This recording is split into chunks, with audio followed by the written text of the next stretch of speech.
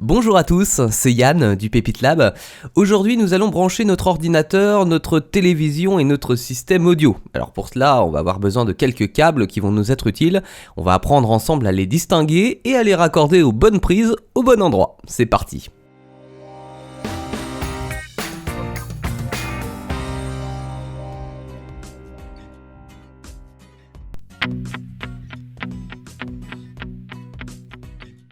Voici l'arrière de notre boîtier d'ordinateur. Alors on va distinguer plusieurs zones. La première, c'est celle qui contient toutes les prises de ce qu'on appelle notre carte mère. Juste en dessous, les prises de notre carte graphique. Et puis vous le voyez, en dessous j'ai d'autres emplacements qui pourront contenir d'autres cartes avec d'autres sorties. Enfin la troisième zone, c'est celle du boîtier d'alimentation avec la prise secteur. Oh, un périphérique externe, une souris en l'occurrence, qui se branche comme depuis une vingtaine d'années en USB type A. Vous les connaissez ces prises-là, c'est celles qui vous embêtent à chaque fois pour les rentrer dans le bon sens. Bon, on en choisira une au hasard sur notre boîtier. Pareil pour notre clavier qui se branche également en USB. Internet maintenant avec un câble dit RJ45 ou Ethernet avec un petit clic qu'on essaiera de pas casser. Il se branche d'un côté sur notre ordinateur et de l'autre côté sur notre box internet. On passe à la carte graphique pour relier notre ordinateur à notre écran. Différents câbles existent, le plus vieux c'est le VGA, nous avons également le DVI, le HDMI que vous connaissez également pour la télévision ou d'autres périphériques, et puis un autre port qui existe c'est le DisplayPort. Là j'ai en ma possession un DVI que je vais brancher dans le bon sens en faisant attention de ne pas abîmer les petites pattes, et puis pour que la prise se maintienne je vais la serrer avec les petites vis. Ce sera également le cas pour un câble VGA. Si j'ai le choix je préférerais du DVI au VGA, ce qui sera de meilleure qualité. Et puis vous le voyez aussi, j'ai sur ma carte graphique des DisplayPort, donc ça sera selon mes besoins et selon mes câbles. Un peu de son maintenant avec un casque, qui pourrait être aussi une petite paire d'enceintes d'ordinateur. Alors pour la brancher, c'est une sortie, je vais entendre ce qui se passe sur l'ordinateur, je vais donc le brancher sur la prise verte. Et si c'est un micro-casque, j'aurai également une prise pour le brancher sur la prise rose. On y est presque, il ne nous reste plus qu'à connecter le câble d'alimentation, alors d'une part sur notre ordinateur, et de l'autre côté sur la prise de 120 volts de la maison.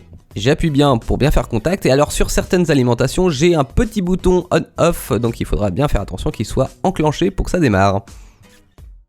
Mon écran, maintenant. Alors vous voyez, en entrée, j'ai la possibilité de raccorder soit en HDMI, soit en VGA. Et je vais privilégier la HDMI parce que l'image sera de bien meilleure qualité. Pour cela, j'enfonce juste ma prise et c'est branché. Et je laisse vide ma VGA. Et puis il me reste mon câble d'alimentation. Alors là, c'est un modèle un peu spécifique, mais sinon je retrouverai également le même modèle que pour mon boîtier. Et de l'autre côté, ma prise de courant. Sur mon ordinateur portable, je vais retrouver à peu près les mêmes éléments que sur mon boîtier, avec, vous le voyez, une prise jack pour brancher mon casque ou mon micro, j'aurai à choisir dans les paramètres ensuite. J'ai également ici un lecteur de cartes que je pourrais avoir également sur le boîtier pour mettre des cartes SD, comme celle d'un appareil photo par exemple. Une petite prise USB disponible ici. Au dos, j'ai mon port RJ45 pour Internet, mon port VGA qui est également disponible aussi. J'ai aussi du HDMI, une autre prise USB et mon port d'alimentation pour le relier au secteur.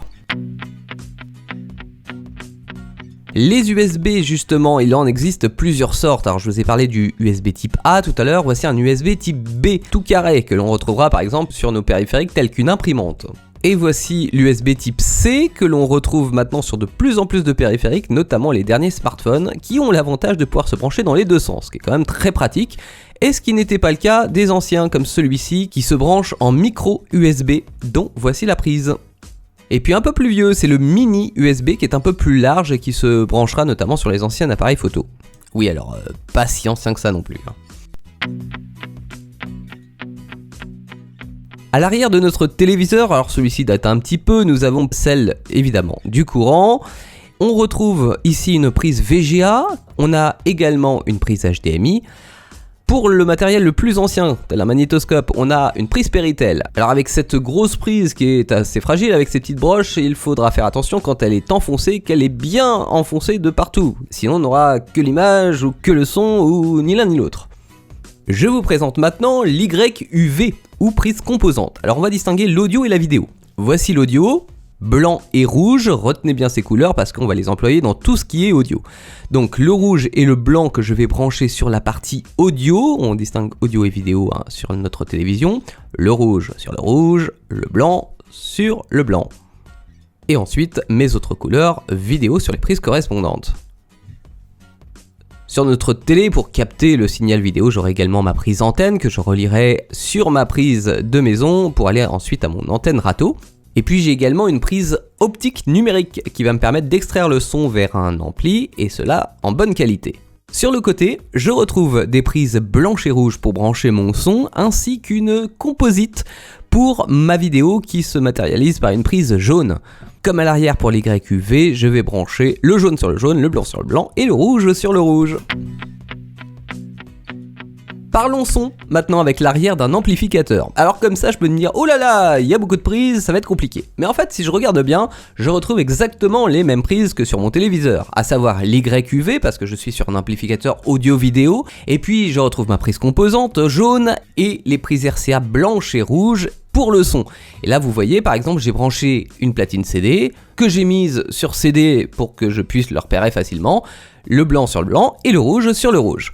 Et enfin, il me reste mes enceintes qui sont simplement du fil électrique souple dénudé au bout que j'ai mis en contact en les serrant, le rouge sur le rouge, le noir sur le noir. Et ce sera la même chose de l'autre côté sur mes enceintes. Le fil vert sur le bouton vert, le fil rouge sur le bouton.